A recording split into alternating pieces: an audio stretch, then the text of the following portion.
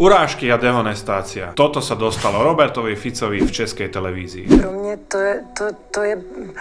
to není charakter, to je úplný bužák. On je už na tom tak špatně, že on si musí podávat ruku s takovými monstry a teroristy, jenom aby měl nějaký jakože pocit, že někde něco znamená, neznamená. To budou první, co ho spláchnout do hajzlu. Ako je možné, že v českej televízii si dovolia urážať slovenského premiéra, ktorý svoj mandát získal na základe platných hlasov od voličov? Aby jsme jako věděli, kdo je Robert Fico.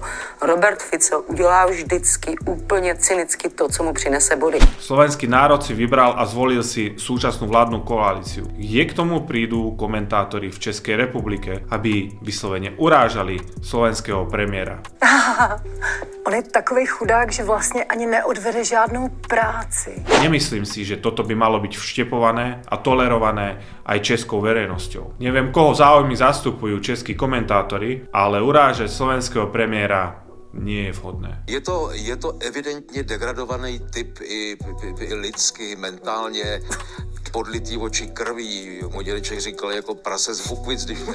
Myslíte si, že keby voľby dopadli inak ako výhrou Smeru, že by bol rovnako progresívny premiér kritizovaný ako v súčasnosti Robert Fico?